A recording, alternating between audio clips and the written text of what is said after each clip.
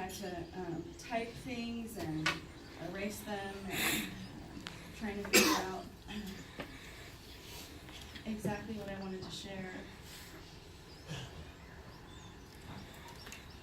I don't really think that any story or speech can put his life into words. I don't think it's possible, but I just want to give a little bit of our history.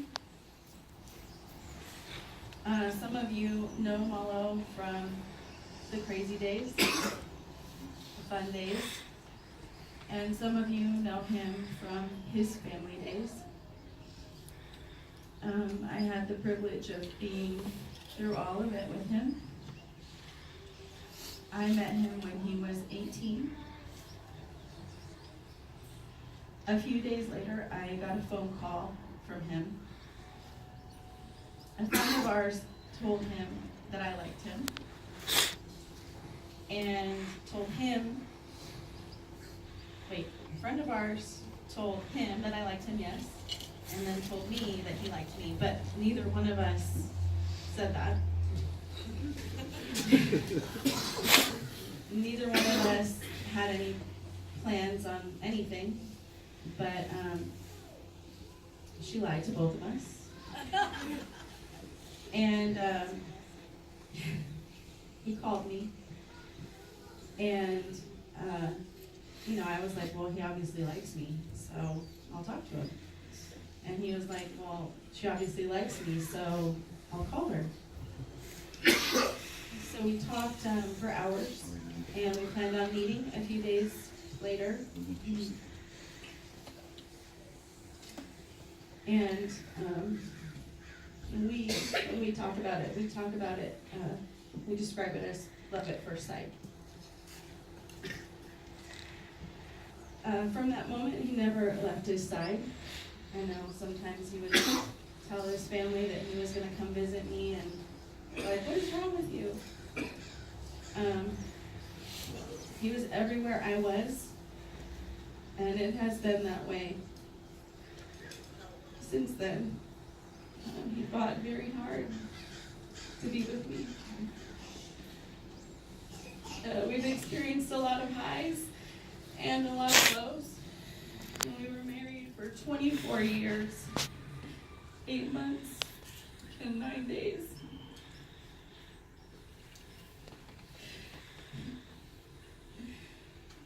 We've seen family and friends grow up and have their own families. Feel really old now.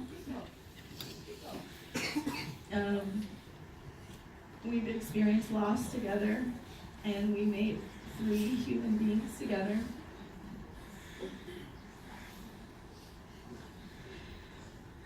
We watched 2 of our 3 kids graduate. We gave away our first daughter in marriage together. And we were lucky enough to both be in the room where our first grandchild was born. Just a little funny about that.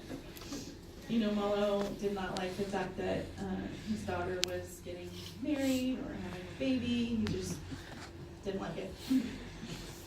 That's putting it mildly, but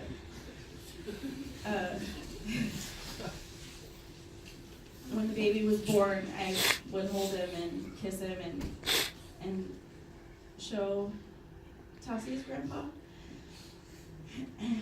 And I would say to him, don't you love him? Isn't he so cute?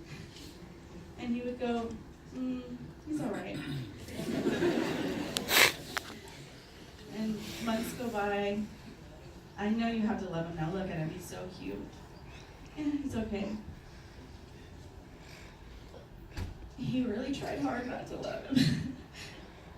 He really tried hard not to let him get his heart, but he did. And then all of a sudden, it's all he could talk about. Where's the baby? When's the baby coming over? He just couldn't help it. He had such a big heart, he just couldn't help it. I really wanted to talk about the life that we were blessed with to have him for as long as we did. Not to make it sad. He was so many things besides being a husband. He loved his mom very much, and I knew that was a sign of a good man.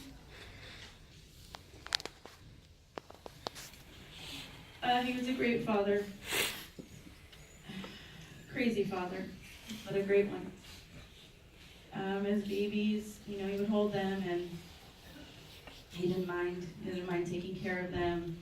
He couldn't wait till he could teach them things, and was very involved in everything with them in a silent way. He was a great brother. He loved his siblings, wanted to teach them from his own mistakes, and I hope he did.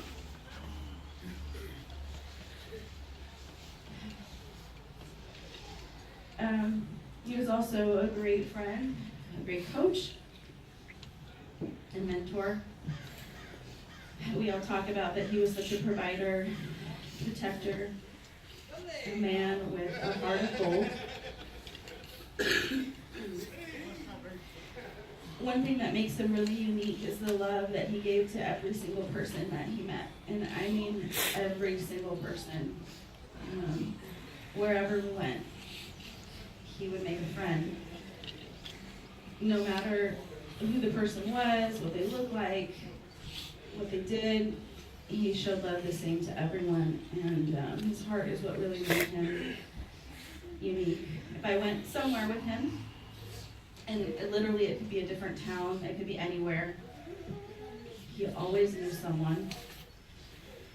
And I never understood, how do you know so many people?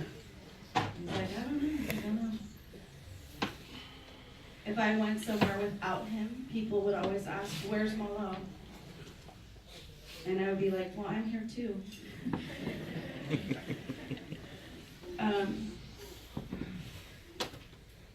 He didn't say a lot to people.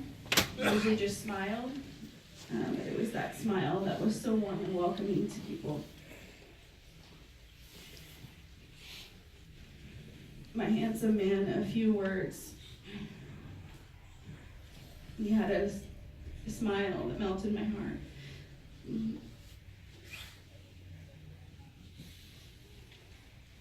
Many people here have talked about what a humble man he was, and that's true. Our whole lives together, I would say to him how handsome he is, always, almost every day, probably a few times a day. I really think he's the most handsome man in the world. And so I always tell him, because I wanted to make sure he knew. And he would say, "Yeah, right." And sometimes he would say, "You're stupid." He couldn't just take the compliment. But his humbleness went much further than that. He would do anything for anyone.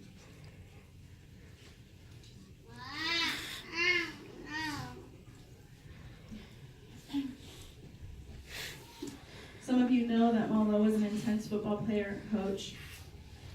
And years ago, when he played semi-pro football, I would watch his games with his kids, and I knew what I was in for. He was either going to get into a fight on the field and be mad on the drive home, or he's going to do so well that he'd have to go out and celebrate with his teammates, and then I wouldn't see him for a while. But either way, we loved watching him. The kids would yell, "Go, Daddy." And when he got a tackle, he would always point at the kids. One of his proudest moments is when he played Santa Rosa Junior College football. And his dad was able to travel out and see him play. And he was really proud of that. I loved watching him coach, not just his own kids, but to see him with other kids and how they looked up to him. It was a blessing to watch.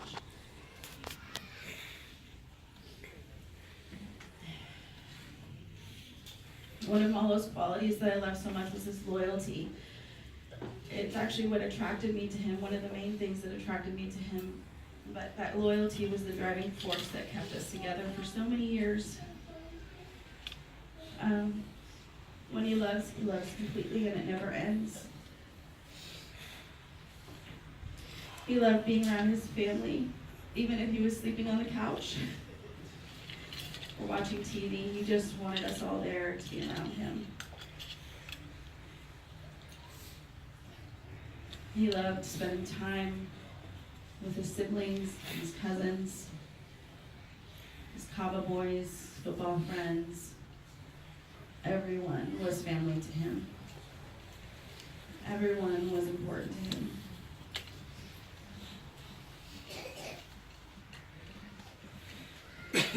I want to say one last thing, and that is that